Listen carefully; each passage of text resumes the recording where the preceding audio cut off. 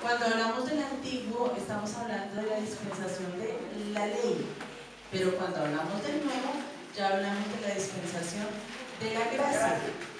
Ya no es por obras, ahora es por gracia, como lo establece. Dentro de la introducción quiero darles unas características generales acerca del Nuevo Testamento. Ya no es dispensación de ley, sino de gracia. Ahora hablamos todo el tiempo de amor. Estamos hablando de la era de la salvación, del derramamiento del Espíritu Santo sobre toda carne. Estamos hablando de un pacto de perdón, de justicia, de reconciliación, de paz de parte de Dios hacia la humanidad, aún sin merecerlo, ¿cierto? ¿Cómo era el mundo político en los tiempos en que aconteció todo lo del Nuevo Testamento? Estaba Octavio Augusto como primer emperador romano, y era una autoridad divinizada, o sea, para ellos su Dios era Octavio Augusto, que aproximadamente reinó entre el año 27 a.C. hasta el 14 después de Cristo. Fue como el tema político. Él dividió el imperio en colonias, provincias, hizo censo poblacional y de propiedades también, estableció impuestos, construyó ciudades, carreteras, generó el tema de policía, bomberos en todas las ciudades. El idioma oficial que se hablaba en aquel momento era griego, y los judíos no conservaron sus costumbres ni su idioma, sino que muchos perdieron su tradición y pasaron a las nuevas costumbres. Bien, en las condiciones en que el Señor Jesús vino al mundo, entonces en ese momento era un sistema político corrupto. Desde hoy y viene de tiempo atrás.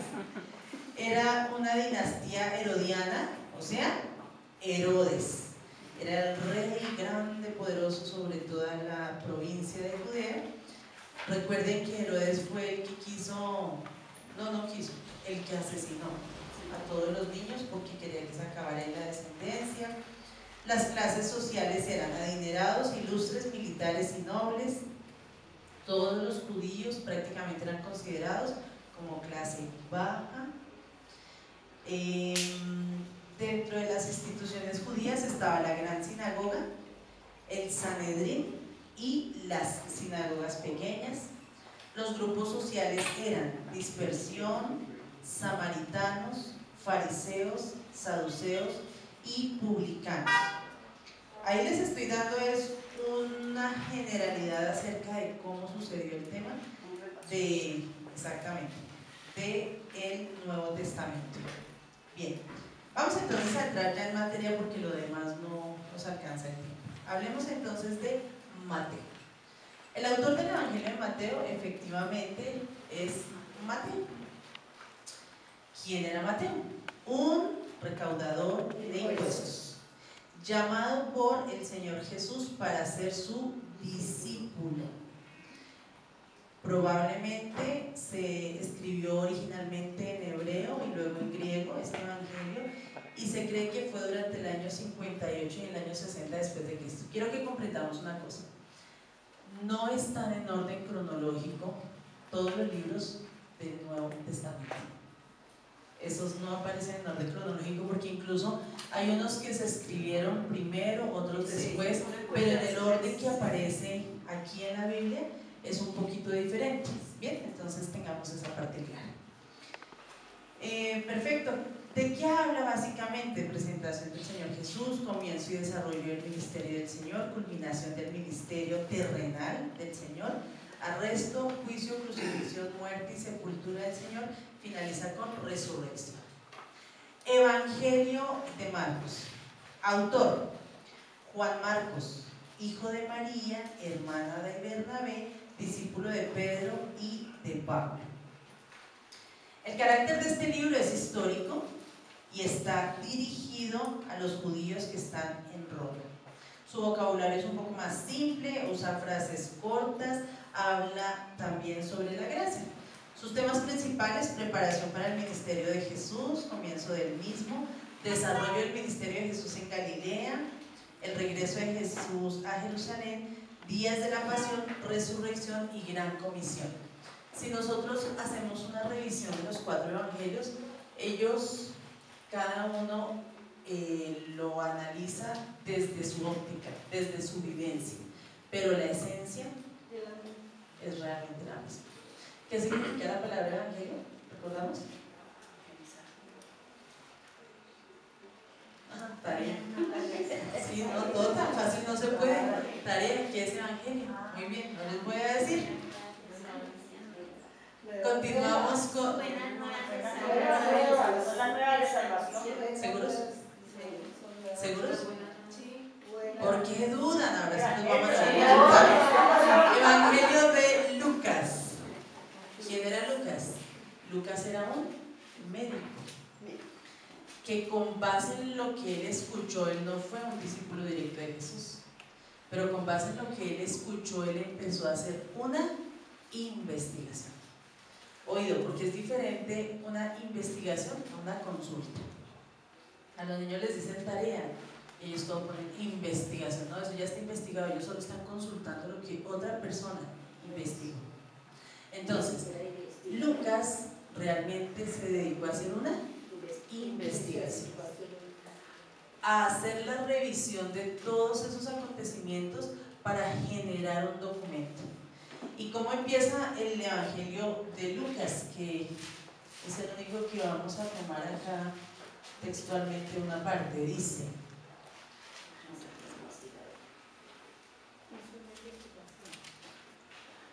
dedicatoria a Teófilo. Él se dio a la tarea de escribirle a Teófilo, pero miren cómo se refiere a Teófilo cuando envía pues el Evangelio. Le dice: puesto que ya muchos han tratado de poner en orden la historia de las cosas que entre nosotros han sido ciertísimas, tal como nos lo enseñaron los que desde el principio lo vieron con sus ojos y fueron ministros de la palabra, me ha parecido también a mí, después de haber investigado con diligencia todas las cosas desde su origen, escribírtelas por orden, oh excelentísimo Teófilo, para que conozcas bien la verdad de las cosas en las cuales has sido instruido.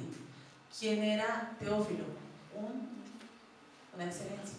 ¿A quién se le llama excelencia? A cualquiera que no sabe nada, que no estudió, no, una persona docta. Y entonces él dice hechos que fueron ciertísimos. Desde allí partió la investigación de algo absolutamente cierto, algo real.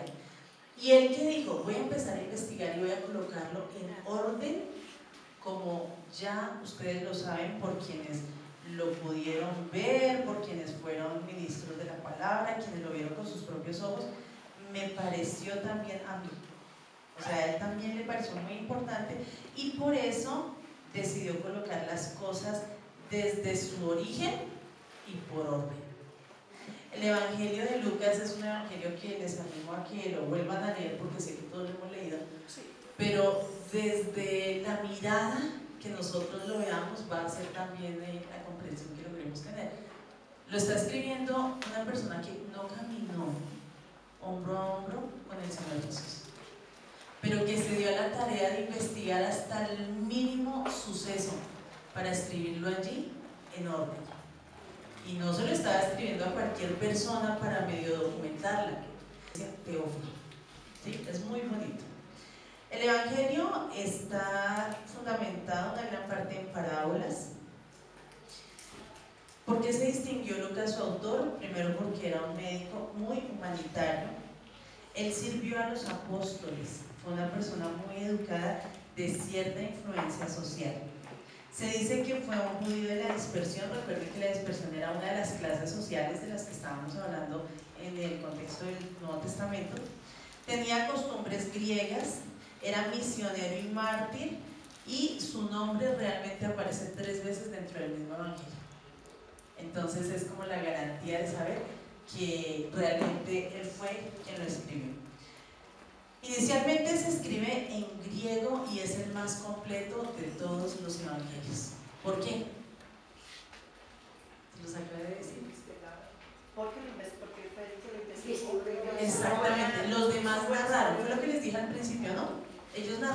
su vivencia. Pero Lucas se dedicó muy bien, se dio a la tarea de hacer una investigación para colocar por orden los acontecimientos. Entonces, bueno es que le podamos dar una miradita nuevamente a ese evangelio. Él presenta a Jesús como el hombre perfecto, como el Hijo del Hombre enviado por Dios para salvar a la humanidad, y presenta a Jesús con aproximadamente 42 nombres. Habla del Mesías, del Salvador, no les voy a decir más, hay que volverlo a leer.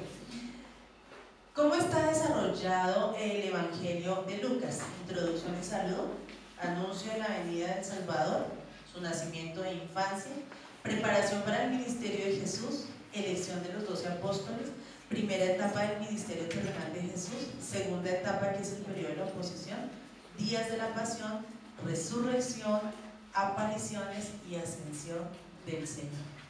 Si ustedes se dan cuenta, es sumamente estructurado, es sumamente organizado. ¿Por qué? Por lo mismo, porque fue hecho a través de una investigación. ¿Cuál es el propósito de este evangelio? Fortalecer la fe de los creyentes en medio de un mundo adverso, alcanzar las clases altas, que eran los griegos, que se consideraban de clases fijas o superiores. También utiliza un par de parábolas, y la frase clave de este libro es el Hijo del Hombre. Siempre se refiere así al Señor. Continuamos con el Evangelio de Juan. El Evangelio de Juan se basa en el amor.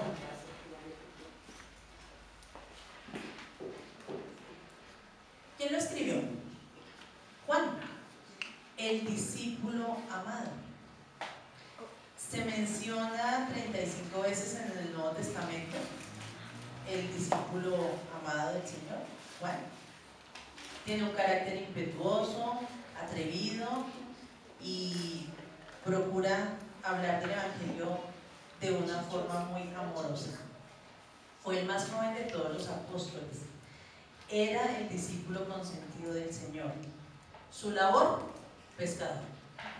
Esa era la labor de Juan. El primero en ir a predicar, era un judío 100% y conocía muy bien acerca de su tierra. Fue pastor en Asia Menor y murió cerca del año 100 después de Cristo, probablemente entre el 95 y el 97 en la era cristiana. El carácter de este evangelio es histórico, doctrinal, y está sujeto textualmente a las palabras del Señor. O sea, ven lo que estábamos hablando ahorita, ¿no? Cada uno desde su óptica. Entonces él se pegó mucho a todo lo que el Señor decía, y era lo que él escribió. Muy bien. El propósito es probar que Jesús es Cristo, que es el ungido de Dios, es el Hijo de Dios, es nuestro Salvador, es el Eterno. La finalidad fundamental es que todos nosotros creamos en Jesús y podamos recibir la vida eterna. Las palabras claves: habla de Dios, habla del Padre, habla de creer, de vida eterna y dar testimonio. ¿Cómo se desarrolla este evangelio? La presentación del verbo es Dios. Recuerden, en el principio era Dios y Dios expreso. Muy bien. Revelación de Jesús a Israel y al mundo con señales y palabras, y el nuevo pacto. Eso es en sí el desarrollo del evangelio de Juan. Vamos a continuar con el libro de los Hechos. Aquí hay una sorpresa. ¿Quién piensan ustedes que escribió el libro de los Hechos de los Apóstoles? Sorpresa, Lucas. Les dije que era sorpresa. Tiene un carácter histórico y todo parece indicar que se asume en algunos momentos como la continuación del Evangelio de Lucas. O sea, es como si él hubiese terminado de escribir Lucas, pero uy, no, ahí no termina todo, hay que seguir. Y entonces arranca con el libro de los Hechos de los Apóstoles. ¿Cómo empieza el libro de los Hechos? En el primer tratado, Teófilo, hablé acerca de todas las cosas que Jesús comenzó a hacer y a enseñar. ¿Ven? Por eso es que estudiosos de la Biblia asumen que Lucas es su autor, porque está hablando que en el primer tratado, al excelentísimo Teófilo también, o sea que si está hablando del primer tratado que fue el que él hizo, asumimos que este es el segundo y que también está hecho por él.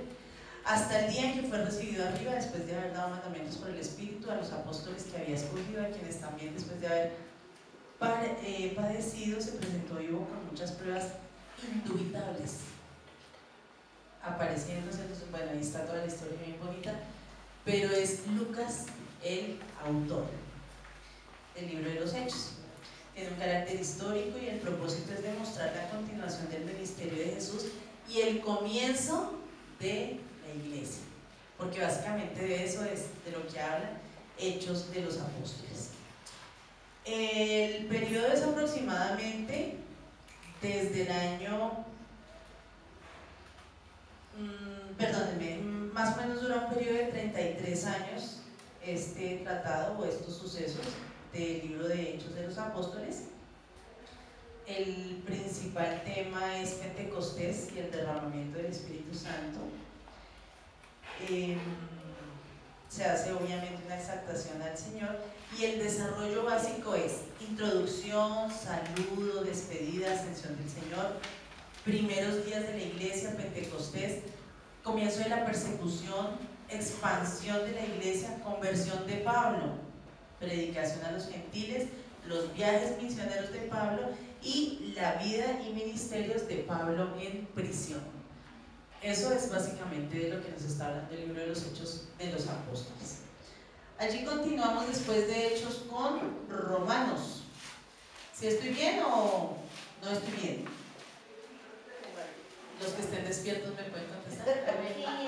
Bueno, muy bien, muy bien. Entonces seguimos con el libro de los Romanos. El libro de los Romanos lo escribió Pablo. Ahora sí, Pablo. ¿Y quién era Pablo? Pues la historia general tardaríamos un poco en hablar de ella, pero generalidades. De la tribu de Benjamín, nativo de Tarso de Cilicia, romano de nacimiento, estudió en Jerusalén y fue alumno de Gamaliel. Era enemigo y perseguidor de la iglesia antes de su conversión. Escribió 13 epístolas o cartas, es decir, que a Pablo le atribuimos las 3/4 partes del Nuevo Testamento. Es mucho lo que aportó Pablo al Nuevo Testamento. La carta a los romanos es dirigida a los creyentes en Roma, que en ese momento estábamos hablando de un promedio de 100.000 habitantes. El tema 100% es doctrinal, justificación, pecado, nuevo nacimiento y fe. Precisamente estamos haciendo el estudio ahora mismo, ¿no? Entonces nos damos cuenta que doctrina es enseñanza. Nos damos cuenta que es un libro de mucha enseñanza. El propósito, dar a conocer todos los fundamentos de nuestra fe cristiana. El sujeto principal, obviamente, justificación de Dios en Cristo Jesús. Las palabras claves que utiliza este libro son justicia, justificación, justificado, fe, ley y pecado. Son básicamente las palabras de las que nos habla el libro de Romanos, la carta a Romanos. Tiene, bueno, también temas centrales como fe, perdón de pecados, paz con Dios, reconciliación y salvación, participación de la gloria de Dios. Vamos con las epístolas. Ya les comenté que epístolas son cartas, son directamente escritas en su gran mayoría por el apóstol Pablo a diferentes iglesias. Antes de empezar como la reflexión de las epístolas, quiero preguntarles una cosa. ¿Cómo se le dice, por ejemplo, a los que somos de Bogotá? Bogotanos. Muy bien. O rolos. Bueno, no, pero carta escrita a los rolos. No, carta escrita a los bogotanos. Muy bien. ¿Cómo se dice a los que son de Cali? Caleños. ¿Cómo se dice a los que son de Santa Marta? Samarios.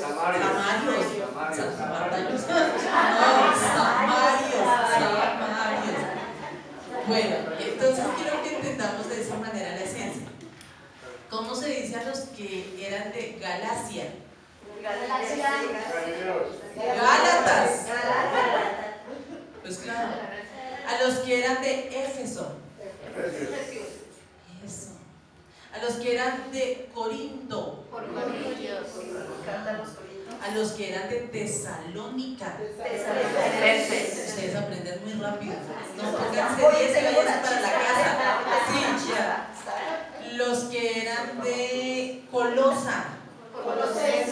Filipo. No, ya, acabamos. 10 para todo el mundo.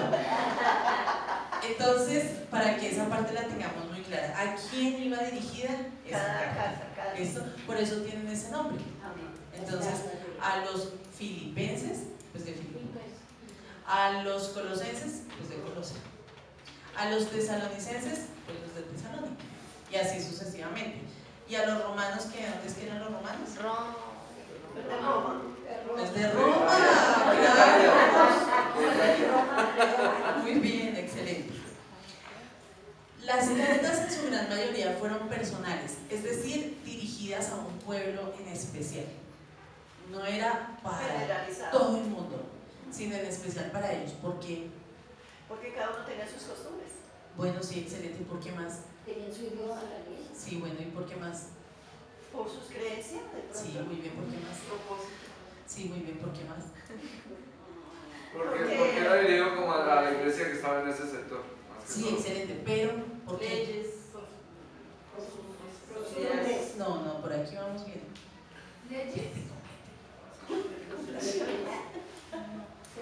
Porque cada uno tenía sus luchas. exactamente tenía sus características diferentes. Eran distintas las iglesias porque por el lugar donde estaban, por el tipo de personas que se congregaban, por las situaciones que vivían.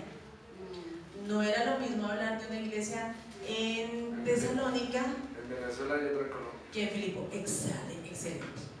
Así de fácil está el ejemplo. Muchas gracias. No es lo mismo hablar de la iglesia hoy en Venezuela que la iglesia hoy en Colombia.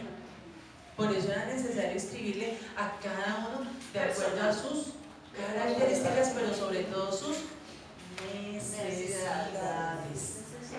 Si ustedes y yo revisamos, son completamente diferentes las cartas por esa razón. Las necesidades de unos eran diferentes a las necesidades de otros. Y es la razón por la que están escritas las cartas de esa manera. Hasta acá vamos bien, ¿cierto? Muy bien. Y hemos aprendido mucho hoy, ¿cierto? Lean y verán que yo. Cada epístola da a conocer la personalidad de su autor, gran parte de su madurez espiritual, un estilo literario diferente, y la mayoría fueron escritas con motivo de una situación especial y además dirigidas a determinadas personas en determinados lugares. Contienen e imparten instrucciones de doctrina, de enseñanza, de disciplina y de corrección. Fueron escritas por los escribas. Partes esenciales de la epístola son saludo, oración, gratitud, contenido especial, instrucciones finales y despedida. Si nos damos cuenta, es real. Cada carta está así, siempre empiezan con la salutación. Siempre. Y uno dice, ay, pero ¿y esto? Y también empieza identificando quién la escribió. Pablo, llamado a ser apóstol de Jesucristo por la voluntad de Dios, y el hermano Sóstenes, a la iglesia de Dios que está en Corinto, a los santificados en Cristo, da su saludo. Y al final, cuando se está acabando, entonces ya hace como una despedida o un comentario final. Todas las cartas tienen esa característica. Además, nos recuerdan acerca de los mandamientos del Señor y en muchos de los casos nos lo explican. Vamos entonces con Primera y Segunda de Corintios, escrita por Pablo. Se presume que fue desde Éfeso, y fue dirigida a la iglesia en Corinto. Es un llamamiento a la santidad y es completamente doctrinal. Sin embargo, cuando a nosotros nos hablan de Corintios, lo primero en lo que nosotros pensamos es en amor. Porque el capítulo clave está en la segunda carta, que es acerca de la preeminencia del amor. Cada carta tiene como un sello especial, tiene como algo especial. Y si nosotros hacemos la reflexión con base en lo que charlábamos hace unos momentitos, seguramente la falla de los corintios en ese momento era que no estaban caminando en amor los unos con los otros. Incluso cuando habla que puede repartir todo entre los pobres, que puede hacer lo que le parezca, pero si no tiene amor, no le sirve. Debe ser, esto es un concepto personal, esto no es teología, debe ser que ellos tenían mucho, repartían mucho, pero no lo hacían con amor. Entonces, fue necesario que Dios le revelara a Pablo que debía escribirles a ellos, porque fue la manera en que ocurrió la escritura de las epístolas, ¿no? Por revelación. Vamos a continuar con Gálatas, no nos podemos detener como les digo. Entonces, Corintios tiene dos libros, dos cartas, la primera, la segunda, escrita por Pablo desde Éfeso, y es completamente doctrinal. Gálatas. Gálatas fue escrita por Pablo. Está dirigida a la iglesia que queda en la provincia de Galacia, en Roma, en la parte de Asia Menor. A mí me gusta mucho la geografía, las sociales, sí, me gusta mucho. Entonces yo me doy a la tarea de ir y mirar dónde queda exactamente. Han habido muchos cambios de esa época al día de hoy, pero si ustedes un día quieren coger un mapa para darse una idea, en la parte de Asia Menor, ahí van a encontrar, incluso las Biblias, algunas aquí al final, traen los mapas como por ubicación. Y es muy bonito porque ya sabemos exactamente de qué estamos hablando. Y podemos entender, son culturas diferentes, costumbres diferentes, tantas cosas, sí. Y es muy agradable poder hacer esa reflexión porque podemos entender más. Se escribió aproximadamente en los años 50 después de Cristo. El pueblo estaba regresando a la ley mosaica, creyendo así afirmar su salvación. Resulta que los gálatas pensaban que ya no estaba funcionando la dispensación de la gracia, sino que tenían que devolverse a la ley y empezaron a judaizar.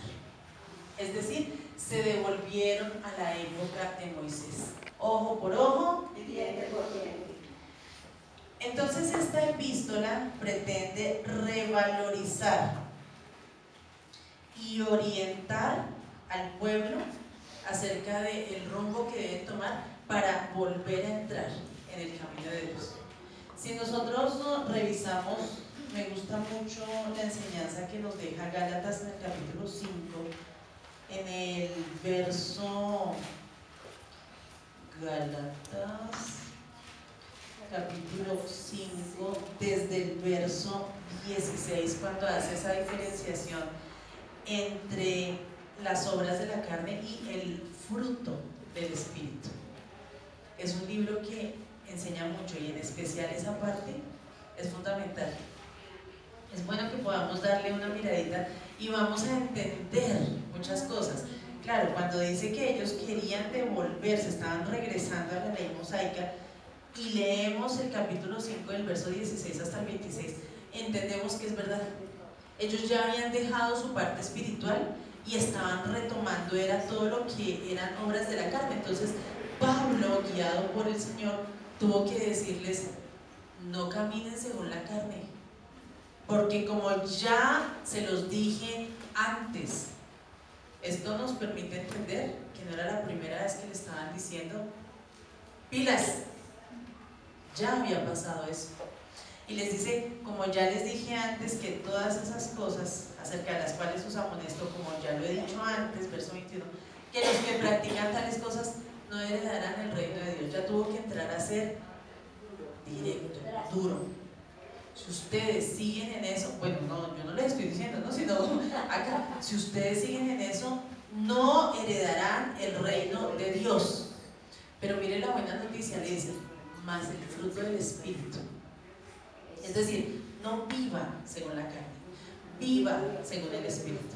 Más el fruto del Espíritu es amor, gozo, paz, paciencia, benignidad, bondad, fe, mansedumbre, templanza. Contra tales cosas no hay ley. No lo van a encarcelar por amar a otro. No lo van a encarcelar por hacer lo bueno, por ser benigno, le da como todas estas indicaciones. Entonces es bueno que nosotros comprendamos que a cada iglesia le estaban escribiendo algo por una razón determinada. Ese era el caso de los Gálatas. La carta a los Efesios la escribió el apóstol Pablo. El tema de este libro es Jesucristo y el establecimiento, el perfeccionamiento de la iglesia. Nos habla de la unidad de la verdadera iglesia de Cristo. Si nosotros realmente somos la verdadera, quiere decir que hay una que es falsa. Si somos la verdadera iglesia de Cristo, debemos caminar en unidad y en santidad. Qué triste que hoy por hoy estamos viendo iglesias una contra otra, pastores unos contra otros, y cada una predicando como lo que, perdón la expresión, se le antoja, y manipulando a la gente a su conveniencia, ¿cierto? Muy triste. Pero dice que es la invitación a que la verdadera iglesia de Cristo camine en unidad. Se cree que aproximadamente se escribió en el año 60 y 61 de la era cristiana. Fue la época en que se redactó. Carta a los Filipenses. Aproximadamente, no se sabe con exactitud, pero se cree que fue entre el año 54 y el año 61 de la era cristiana que Pablo escribió esta carta. Es una carta de amor espiritual llena de cariño entrañable y gratitud. Pablo estaba prisionero en ese momento. Sin embargo, es una carta que nos habla de victoria y de gozo. Fue escrita al pueblo de Filipo y pretendía que se viviera en Cristo. Habla también del ministerio de Pablo y en todo tiempo de gratitud y gozo delante del Señor. Ahora les pregunto, si nosotros a veces estando en una pequeñísima tribulación como la que a veces pasamos, nos cuesta trabajo mantener el gozo, ¿cómo creen ustedes que hizo Pablo para estar encarcelado y escribir esta tremenda carta como lo es la carta a los Filipenses? Porque dio la revelación del gozo del Espíritu Santo. Esa es la respuesta. Realmente sí tenía en su corazón el gozo y la victoria en Cristo. Lo tenía muy claro. Tanto así que aún encarcelado, yo creo que él no estaba encarcelado en un hotel de 5 estrellas. Realmente era una situación difícil, pero estando allí, escribió para animar a otros. Y mire que habla la carta Filipenses, por ejemplo, cuando hablamos del capítulo 4, dice en el verso 8, por todo lo demás, por contexto, a ver, entendamos esto, estaba en la cárcel, y mire lo que le escribe, capítulo 4, verso 8, por lo demás, hermanos, todo lo que es verdadero, todo lo honesto, todo lo justo, todo lo puro, todo lo amable, todo lo que es de buen nombre, si hay virtud alguna, si hay algo digno de alabanza, en esto pensad. Tremendo. Lo que aprendisteis y recibisteis y oísteis y visteis en mí, esto haced, y el Dios de paz estará con vosotros. ¿Será fácil tener ese tipo de pensamientos tan hermosos en la cárcel? No. No es fácil. Pero Pablo, por inspiración divina, lo pudo decir. Entonces, y eso que la iglesia de Filipo se entendía como una iglesia que estaba medianamente bien, que no tenía tantos problemas, tantas situaciones como las otras iglesias. Y sin embargo, él allí encarcelado y todo, Escribió animando. escribió. Carta a los Colosenses. Pablo seguía preso cuando escribió esta carta y Timoteo lo había ido a visitar. Entonces Timoteo le ayuda en unos pedacitos a Pablo a escribir la carta. Imagínense. ¿Quién era Timoteo? Discípulo. El discípulo de Pablo. ¿Y cómo era? Joven. Recuerdan que más adelante le dice: ninguno tenga en poco tu juventud, sino sé ejemplo delante de los creyentes de pureza, santidad, testimonio. ¿Se acuerdan? Y bueno, más adelante vamos a ver esa, pero le habla a los jóvenes. O sea, Pablo tenía un discípulo joven. ¿Por qué sería que tenía un discípulo joven? Para llegarle también a los jóvenes. Muy bien, exactamente. Y porque sabía que en él también había un futuro prometedor en Cristo. Y que tocaba cogerlo, era jovencito. Antes de que llegara a estas edades un poquito adultas donde ya No mucho. pueden pasar cosas. Bien. Fue escrita a la iglesia de Colosas desde la cárcel. Pablo estaba encarcelado en Roma. ¿Qué quiere básicamente decirnos esta carta? ¿Quiénes somos en Cristo? Las palabras claves son sabiduría, conocimiento, inteligencia, entendimiento, plenitud y fe. Me sonó la chicharra. Entonces, quedamos en Colosenses. ¿hasta aquí aprendimos o no aprendimos? Sí, Amén. sí.